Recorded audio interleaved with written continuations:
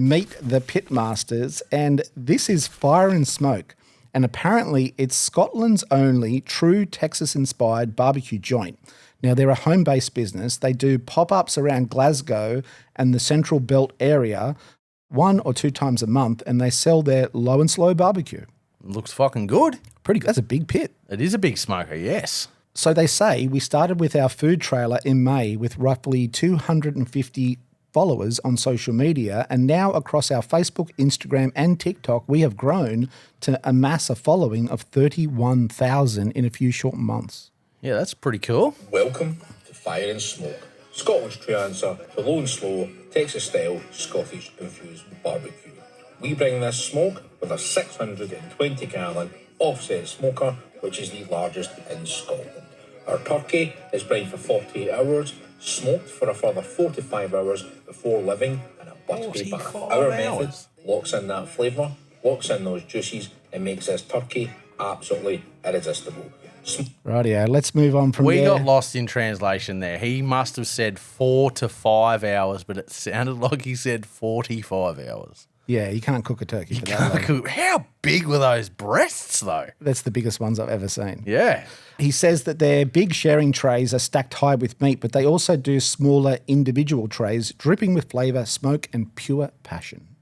They're doing a good job. I mean, that looks great. Bloody oath it does. So it's all cooked on Scotland's largest smoker. It's a 620-gallon offset smoker, and that firebox, that's huge. Huge. Probably needs to be that big to fight the Scottish winter. It's true too. Yeah. That barbecue, that platter looks exceptional. Bloody oath it does. Imagine going up there for a whiskey barbecue pairing. I mean, it's not something I'd be into, but I'm sure there's a market. I think I've mentioned this on the show before, but when I went to Scotland, we went and tried to find like a proper Scottish whiskey bar, and I ordered this special, whiskey from the menu, and I reckon you could have like stripped the paint off a submarine. You didn't look these guys up, though.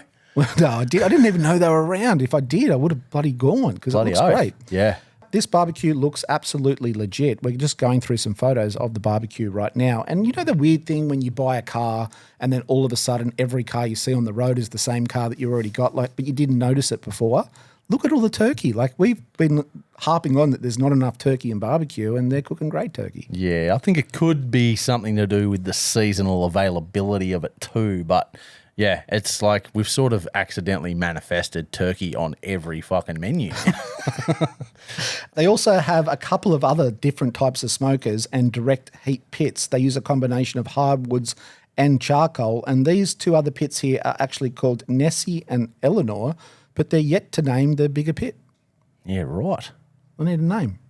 I bet you they're gutted that they said Nessie for the first one because that big one looks a bit more like the Loch Ness Monster. Yeah, that's true. Yeah. Well, this is him. His name's Amin Sheikh, and he's the one on the right there with the big beard. The guy on the left, he says, is his brother who helps him out a lot with all their pop-ups. So congratulations, guys.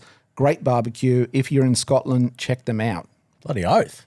Now, don't quote me on this, but I think they might need to find their own bricks and mortar soon because the council's given them a hard time. Oh, yeah, that'll happen. So, I mean, if you've got your kitchen sort of like authorised through the council, you are allowed to cook at home. But people are coming to pick up their barbecue, and I think the smell of the barbecue combined with how busy the street's getting, because these guys are obviously super popular, is starting to piss the neighbours off. Well, I think you just need to knock on some doors and drop off some barbecue plates. I know a bloke that had the same problem a few years ago, and that solved everything. Yeah, but I'm a little bit disappointed in his neighbours too. To be honest, they could have knocked on the door and said, hey, mate, look, before we dob you in and cause a big pain in the ass, can we just have some barbecue and happy days? Yeah, there's plenty of Karens up in Scotland too, it seems. Yes.